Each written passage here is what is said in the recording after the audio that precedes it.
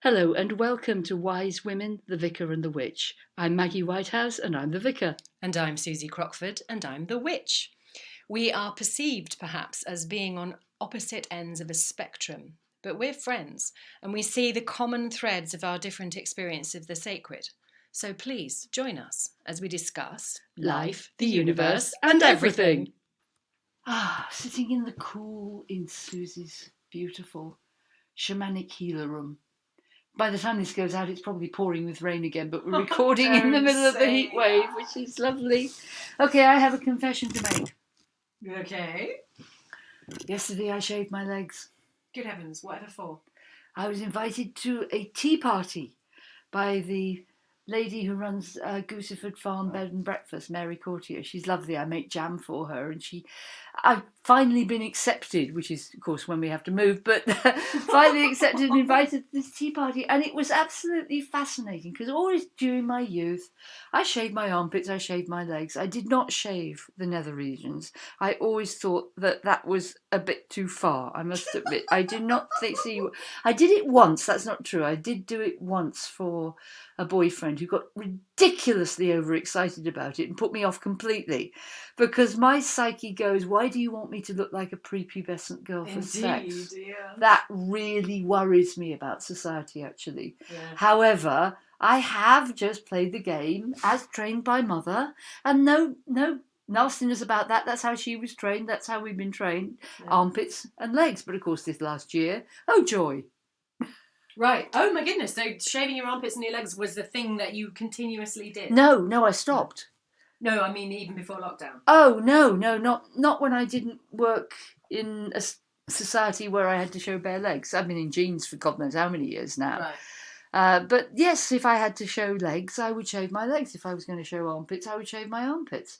And it was just my cultural norm. But now I'm sort of thinking, why? Why? You're thinking, why did I do that? Yes. Even though you why is it that we expect women to be hairless apart from their heads? Why? I don't know, because I live in a world where we don't expect women to be hairless apart from their heads. And hilariously, this is going to make you laugh. So how much younger am I than you? I'm 65. You're 57. Oh, well, that's 8 years. Okay, so in those intervening 8 years, the culture clearly massively changed. And for certainly the majority of my adult life, women of my tribe, if you like, which I also see as certainly historically, although I would suggest we belong to the same tribe now, I think we historically would probably belong to different tribes if we're going to get, tribal about it. Don't shave their legs, and they definitely don't shave their armpits. And hilariously, from my perspective, I think and this is a massive piece of projection, I suspect or think that occasionally I get judged for shaving my armpits rather than for not shaving my armpits. And in fact, I do not shave my armpits. But I am a very, very not hairy person. I was looking at your armpit and thinking, yes. Unless you're right up close, you can't see that there is fluff in there, but you can hardly see it. Yeah. And the same on my legs. I mean, they're a bit hairier. But if I were to wear jeans, my legs would be completely bald. And I don't have any hair on my arms. I'm not going to be the old lady with a moustache. I don't have hair on my thighs or anywhere else that isn't basically my head, my pits, or my calves, or obviously my lady parts. I can't remember what you called them. So pubic hair, yeah. And I noticed that in a world where most of the majority of the women of my acquaintance have, a good bush under the arm, and they look at me and I can see just every now and then a little frown of like, oh, she shaved her armpits. How bizarre. And it's like, I want to go around going, I haven't. Look at my little fluff. I thought that too earlier on when you lifted your arm. I thought, oh, she shaves her armpits. That's unexpected. No, she does not. Oh, how interesting. But isn't it amazing how this rule is in the system? What I find amazing is that anyone gives a rat's ass about what anyone else does to their armpits or their shins or anything. And that I really get the whole, I also find shaving your pubic hairs to be weird, but only because it worries me that there's a prepubescent thing Yes. going on. But I do know that the only woman who I know for a fact does it actually does it for her own pleasure and not for anyone else's eyeballs. And she really loves the feeling of soft touch there. And so, it's ours not to judge, frankly. But the idea that we could be disapproved of because we have or haven't shaved various bits of ourselves is pretty contemptible, frankly. What are we like? What are we like? Which it does show this huge need we have to judge. Yeah. To say you're wrong, which is the whole thing about the legend of the tree of knowledge, which is we're still eating from that tree every day. That's wrong, that's right, that's wrong, that's right. When I wrote Kabbalah and Healing, it didn't end up being the book I thought I'd write at all, but then they never do. And it was all about how the system and our beliefs squash us away from our contact with the divine, whatever we perceive that to be. And it's all these shoulds and should nots that stand in the way of direct contact. I shouldn't do it this way, I shouldn't do that. I remember when I was a child, when we went to the oratory, the primary Catholic church in Birmingham, and I told this before I'm sure, but I went up to the altar and knelt down in front of the altar, just a little girl wanting to kneel in front of the altar. And the priest ran out from the side, picked me up by the arm and threw me down the chancel steps, literally saying, "Do not profane the house of God, you have no right here." Whoa. He thought he was doing the right thing. But I'm still shocked by it. Yeah, but he was offended by somebody's simple desire to break the rules, I suppose. I don't know, just simple desire. Did you even know there was a rule that said you couldn't go there? No, I had absolutely no idea. It's not just a simple desire to break the rules. It's a simple desire to kneel before something you saw or felt was sacred. That is just plain weird. But we just judge everywhere. We were talking about Jeff Bezos and Richard Branson. That is judgment. And you can be right with your judgment, but it still doesn't help you. It's like barbed wire in your soul every time, isn't it? And of course we judge ourselves so much more. And I was lying in the bath the night before this tea party going, well, what am I going to do? They're going to be wearing frocks. I'm going to have to wear a frock. Well, that's okay. I can wear a frock. I can do that. Of course, actually, I didn't wear a frock in the end. I went in shorts and a top because there was mention of swimming. And I thought, well, knowing me, I'd only jump in the frock. So. But anyway, so I went with bare legs and I did shave my legs. And I just thought this is such a whole ridiculous thing that we've got into, these shoulds. Can I ask you a question? Yes. Did you look at any other woman's legs? No. And so that's what I find hilarious. That is hilarious, isn't it? Yes. That so many of us have this story that, I mean, even me with I think people frown when they see my what look like shaved armpits that actually aren't. Yeah. I bet you I don't know anyone that's actually, oh, well, I know you did. You looked at my armpits and went, oh, she shaved them, how strange. So, yeah, I guess some people do. But, I mean, typically my experience is that I'm certainly not looking at other women going, ooh, you shouldn't wear that with that, or oh, look, you have or haven't shaved your legs, or any of those things. Yeah. And I think the internalised judge is far louder. Yes. For self-judgment. Yes. Than it is. Yes. For anyone else's judgment. Yes. I suspect. Although that always brings me back round to, but the way we do something is the way we do everything. And so if the self-judge is harsh, then somewhere you're going to be judging other people just as harshly, or other things. Yeah. So actually, I just eat my words. Well, no, but you're absolutely right. But that's what Kabbalah and healing turned out to be all about, which is basically if you get your relationship with the Holy One, whatever you conceive it to be, correct, then you come down the tree of life. This is just the structure of this particular tradition. But when you come from your own opinions, as you climb the tree of life, you're going to judge truth according to what you believe, and then you're going to judge others according to that. Whereas if you get in contact with the divine first, the flow down the tree of life is you go to wisdom, understanding, loving kindness, and then judgment. And if you work along those lines, life is just much easier because you're looking with compassion before you judge. So saying, is this what's going on here? Yeah. So So I'm still a bit sort of torn about it because I suspect I will continue to shave my legs if I'm going to wear a skirt in public, and that's my crap. Yeah. Yeah, it's not anybody else's. No. But yeah, it is a shame from my perspective that you're shaving your legs because you feel you would be judged rather than because you judge that shaved legs are more attractive. Sometimes Which I you do are that. entirely Yes, permitted to do. sometimes It's I your right. do that. Yes, yeah. I think really what I came to when I did it was I will feel better having done this. Yeah. Fair enough. I don't. Well, it sort of is. It's better than oh God, I'm going to be judged. It was more I will feel better. Yeah. But I guess if the I will feel better is based on the because I'm going to feel judged, then Yeah. it's not so good rather than the because I'm going to look at my legs and I'm going to think they're beautiful. Yeah, but it's also interesting what you can resist and what you can't.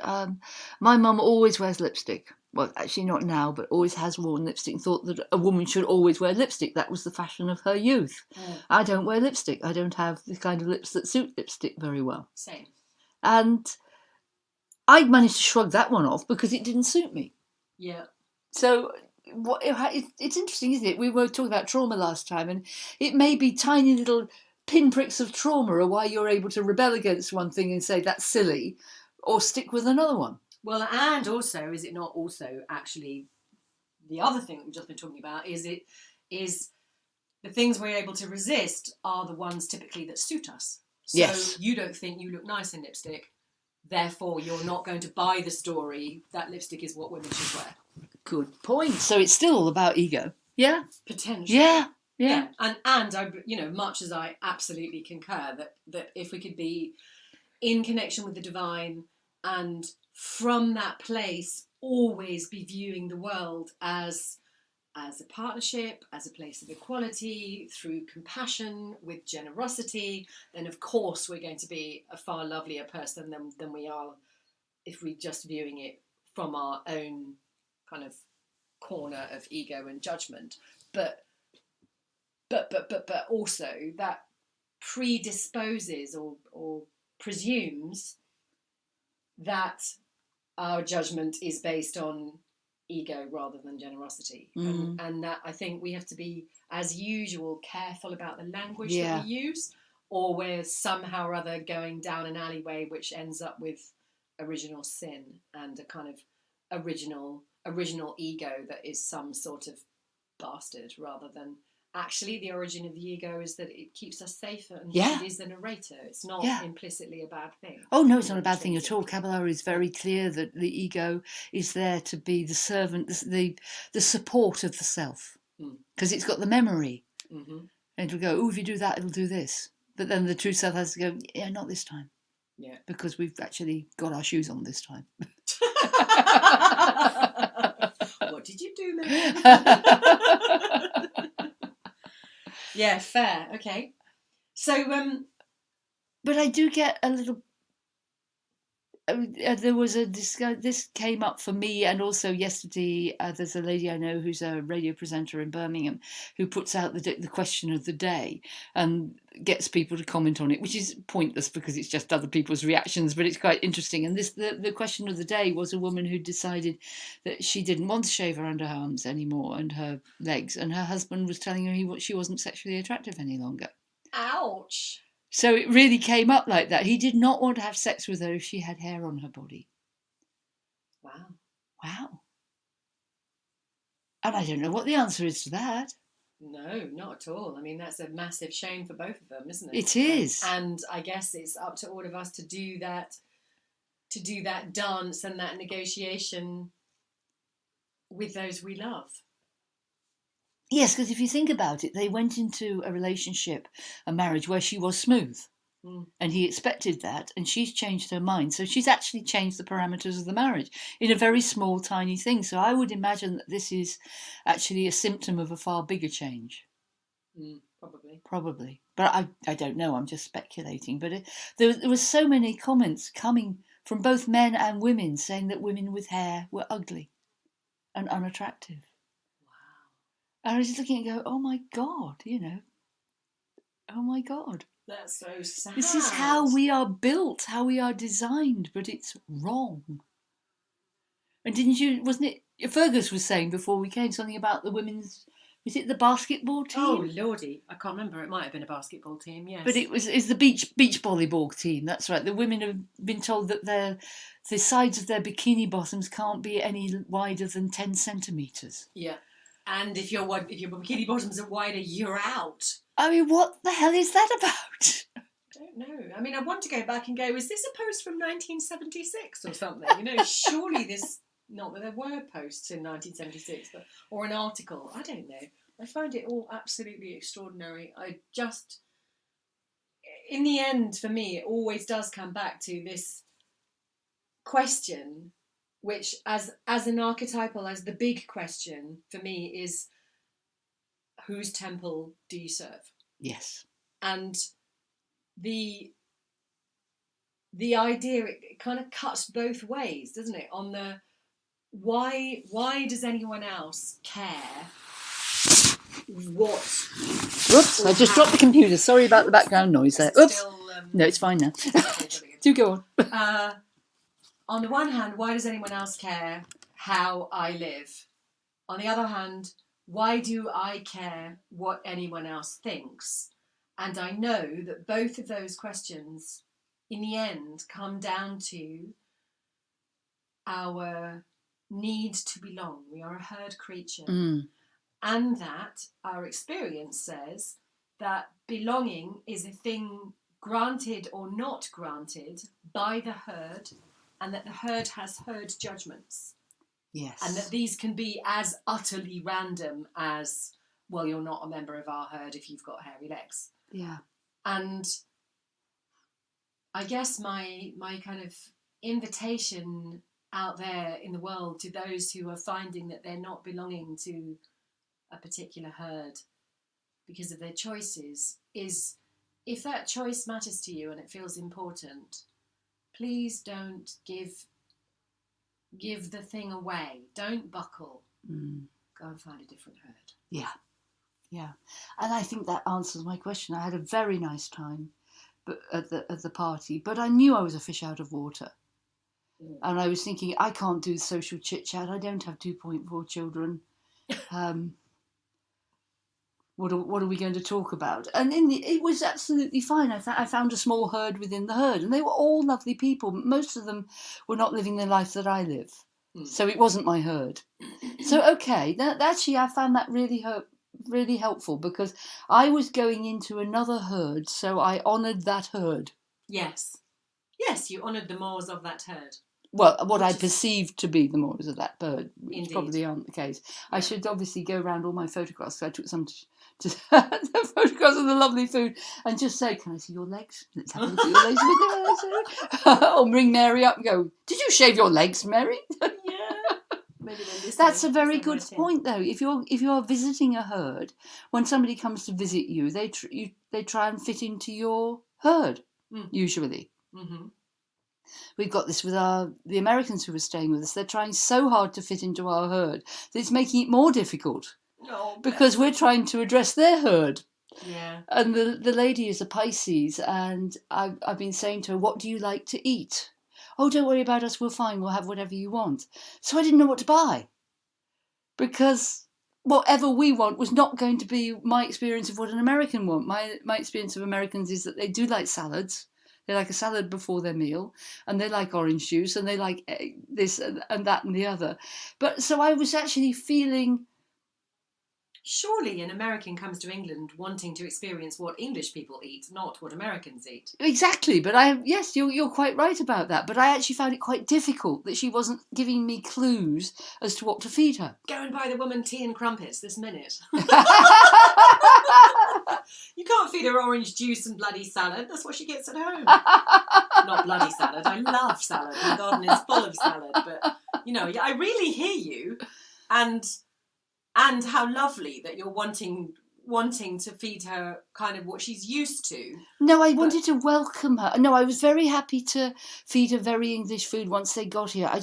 But they flew from Texas and then had to take a bus to Exeter. They'd never been out of America before. Flew from Texas to Heathrow. Right. They'd never had jet lag before. They'd never been in a foreign country before, and I wanted to give them comfort food. I wanted to say, here, just eat this. It's safe. It's all right. We'll try the experiments on Tuesday. Yeah. We have orange juice and cookies. Yes, don't worry. We can make coffee. Yes. Nearly. Well, put it this way, I definitely got it terribly wrong in many ways. I made them a banana cake, which didn't work. As in the banana cake didn't, or it broke. Like it? Oh, I picked it up and it broke in half. God. I mean, it was still edible, but it wasn't quite what you wanted to present to people you didn't know very well as guests. And then I made them a lovely cheese and onion pie.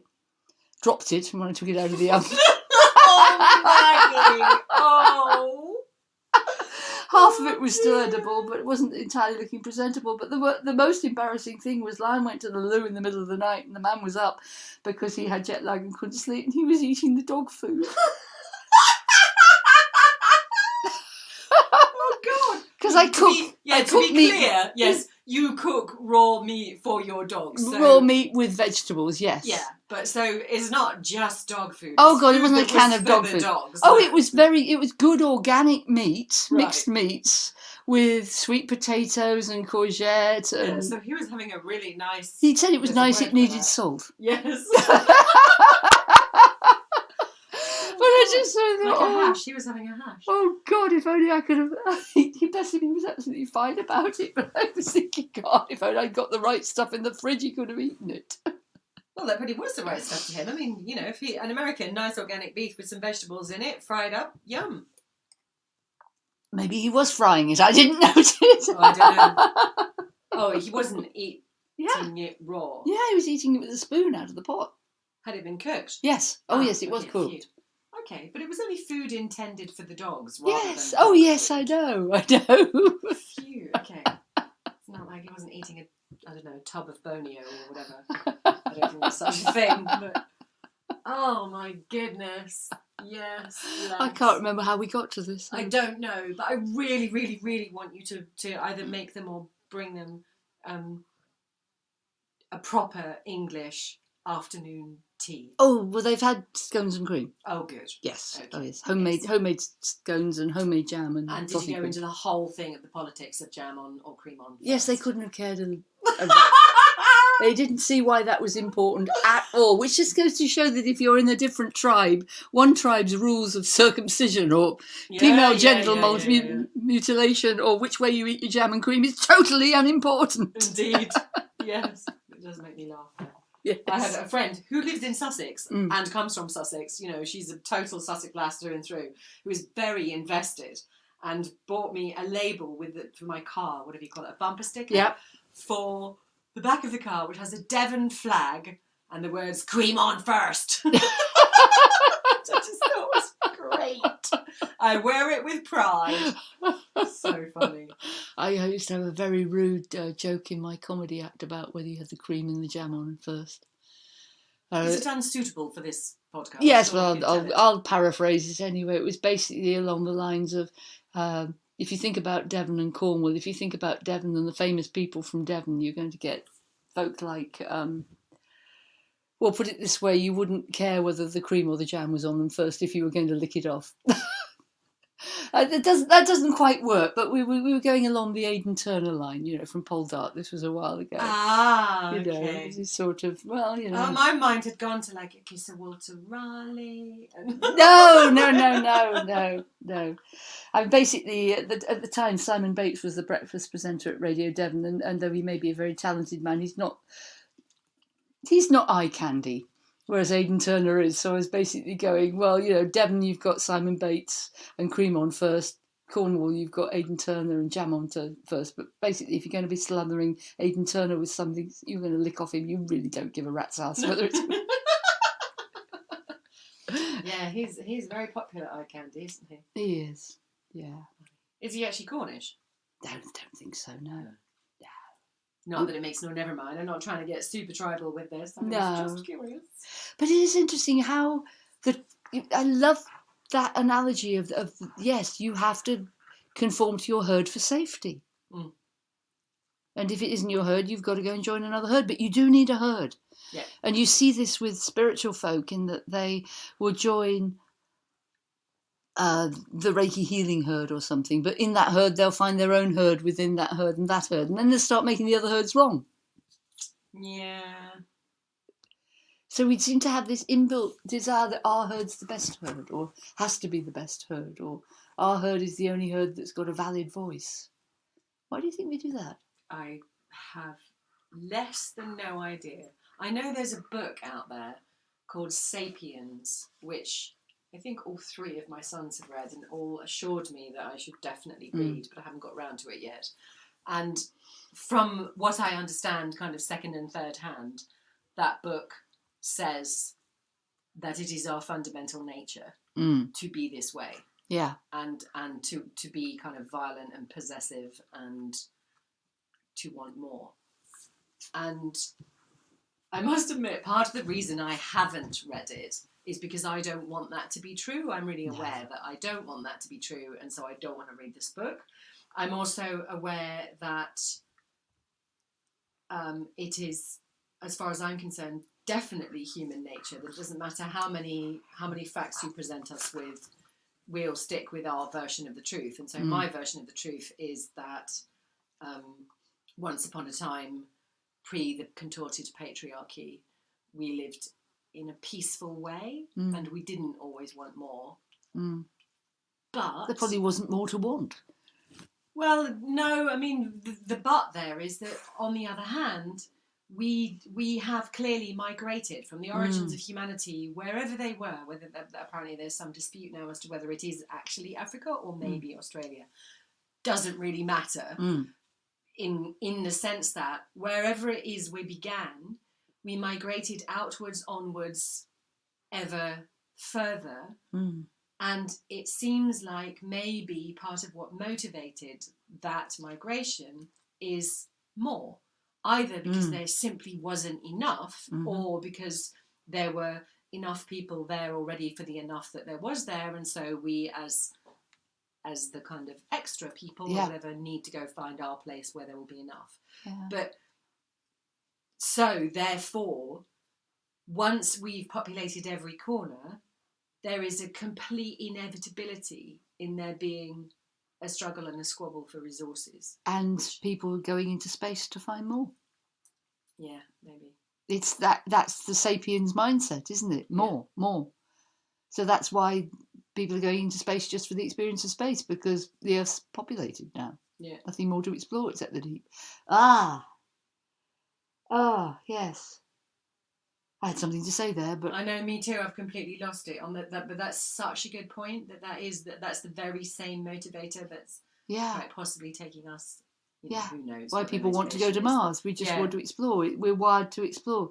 But Margaret Mead said something really interesting, which was as far as she was concerned, the first evidence of civilization was finding the bones of people who had broken bones. Yeah, been taken care of. That they had been healed and mended and still stayed with the tribe. Yeah. So it's probably both. Yeah. And it may be that the active principle in us is the exploring and the receptive principle in us is the healing. Yeah. But we have to find the balance. Yeah.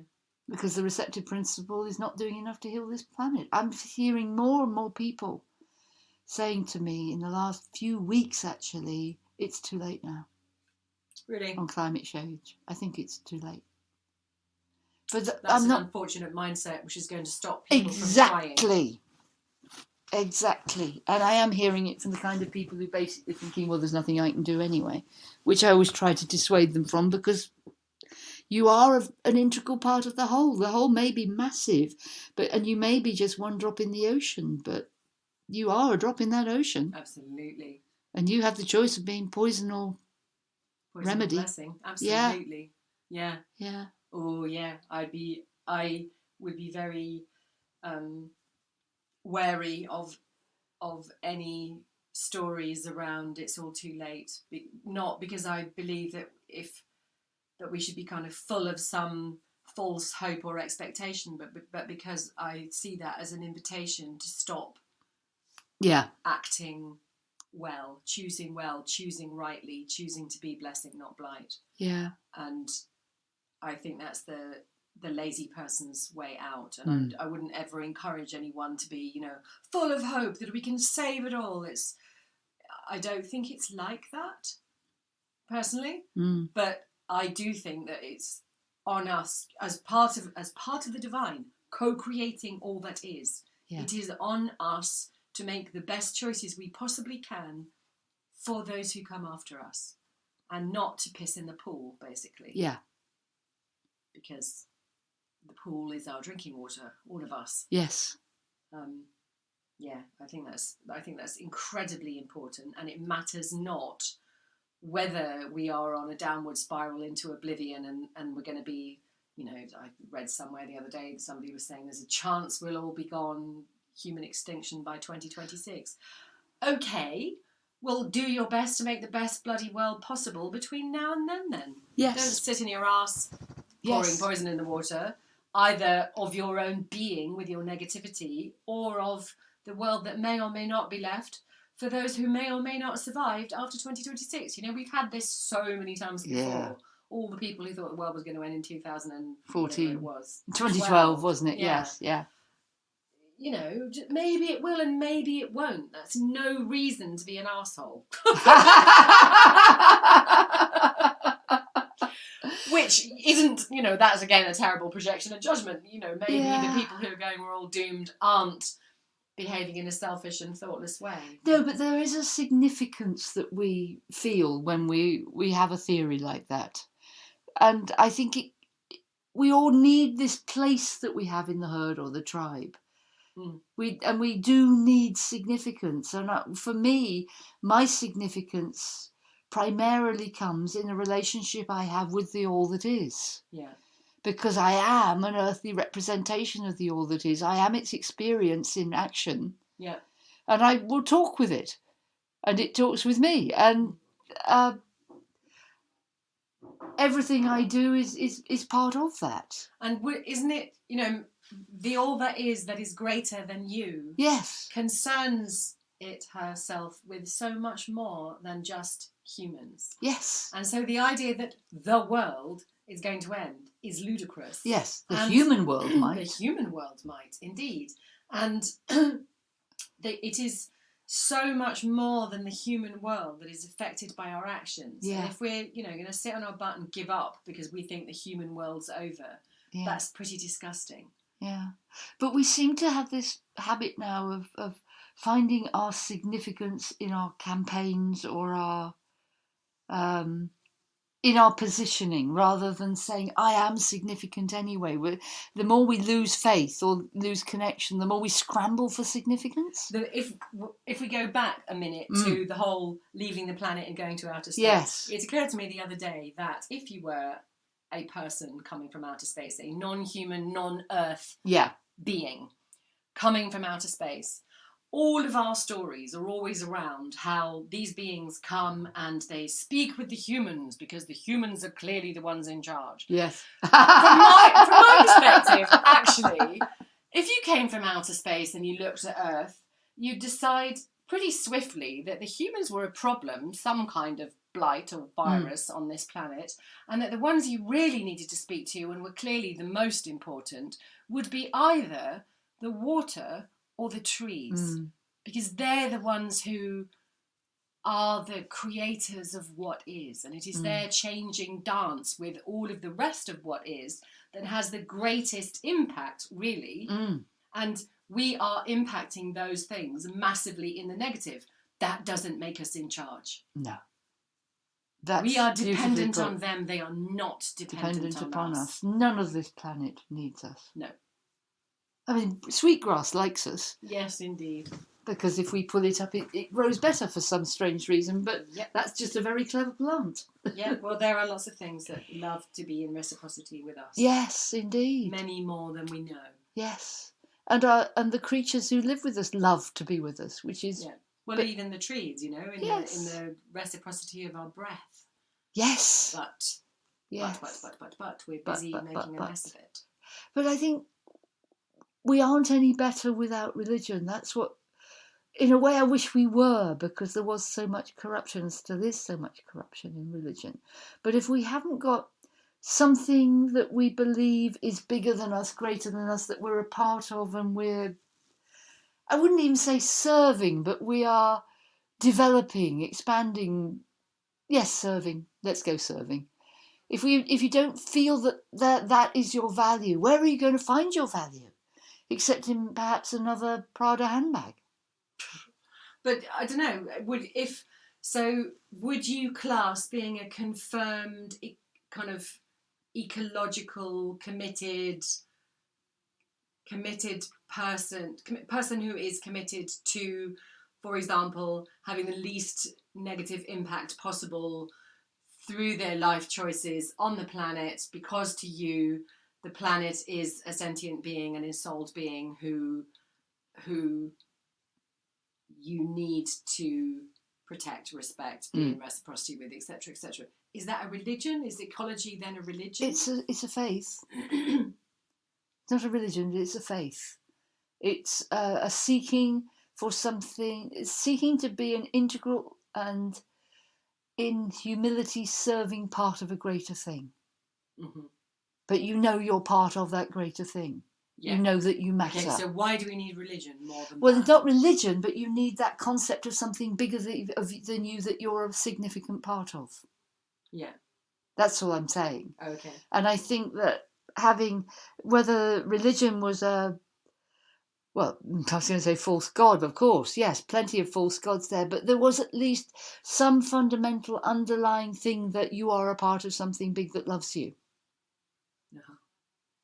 That's what I would say of it. And if you know that you're a part of something big and you are loved and that you matter, that is primarily, it's vital to the human to know that.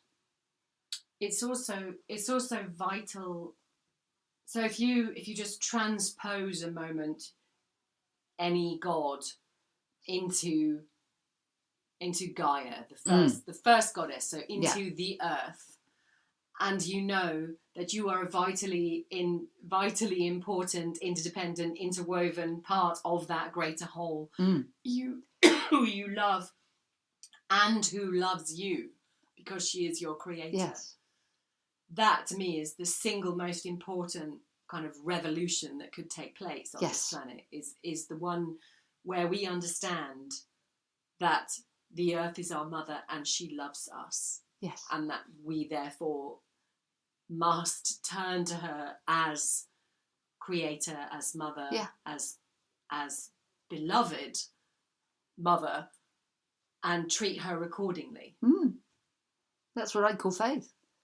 And I don't care whether you worship some old man in the sky or the planet. If you feel that, but to me, the old man in the sky doesn't help us get to that. No, but it was the only path I had when I was a child, and I managed it. Yeah, but you're not sitting here saying it's the wrong way. So how can the old man in the sky come to be someone who incites that desire? Well, he can't, for me. And the only religion that's got the old man in the sky is Christianity. Yeah. And to focus on the old man in the sky is not understanding Christianity. Right. But it is at least saying that there is something bigger than you. Mm-hmm. And if you've got any wisdom in you, you will investigate. And most of the people who were raised in an Orthodox religion and walked away are still seeking. Because they've walked away because they are seeking. Mm-hmm. So there's some will go straight to atheism and lock everything off, but I know wonderful ecological atheists. Right. Yeah. You know, they've found great meaning, and you can't find great meaning in another Prada handbag. I'm sorry, but you can't. No. Do you actually know what a Prada handbag looks like? I have seen one. I have seen a few. I've seen them in Florence. I haven't got the slightest idea. I don't think they're terribly exciting. Somebody I know wanted a Jean-Paul Gaultier handbag or something, and she was debating whether to go and study with Deepak Chopra for a week or to buy this handbag. Wow. And I was just sort of thinking, you could go and sit on the moor for a week, buy the handbag, I suppose, but it was really interesting that that was an either or for her, spiritual development or a handbag. Wow. Okay, how are we doing for time? Oh, we're done. Okay, we better Incidentally, shut up she then. went to Deepak Chopra and he wasn't there, and she was so disappointed she went and bought the handbag. Oh, Oh, poor love. oh, from every point of view on that one. That's Yes. terribly sad. Terribly sad. But again, you see, she was going because the significance was to study with Deepak Chopra. Rather than So she was what he was studying teaching. with his team. Mhm. And I relate to that too. I'm not proud of it. You know, but we had this thing of your significance is, well, you actually studied with Deepak. You know, and you get that sort of thing from people saying, oh, if you say something like, for example, I had a letter from the Prince of Wales. Oh, did you? Oh, was it handwritten? Oh, well, he writes so many of those. You know, people will give or take away significance from you according to their rules and regulations around this thing. And then some people are thought to be more significant with a Prada handbag or if they studied with Deepak Chopra. I know, it's funny, isn't it? And then that goes completely back down to tribalness. Yes. In my tribe, nobody gives a shit about either of those things. Yeah. And, you know, likewise, there are going to be probably the majority of the world who, well, actually, I don't know, now that we're so global, maybe the majority of the world has heard of both Deepak Chopra and Prada handbags, but that is a thing that I think we ascribe universality to so much more than is actually universal. Yeah. And don't see that you know, my super duper duper designer whatever is lost completely on people who don't care about it. Yeah. And yes. Yeah. Yes, just imagine how awful it would be if you had that amazing, wonderful handbag and came for tea here. And somebody just said, that's large. Or spilt tea on it. Oh dear. Whatever. Anyway, we're fast going down another alley that we are going down an alley, so we better stop here. Thank you so much for listening as usual. And please, if you want to buy us a cup of coffee or a cup of herbal tea, there doesn't be coffee, please do visit our Patreon page. We will be very, very grateful. You can donate a £5 or more if you want to. You can obviously keep listening absolutely for free. This is a wonderful gift that we get to enjoy ourselves and you get to enjoy it too. So there's no need, but if you want to, please do, and thank you. Thank you.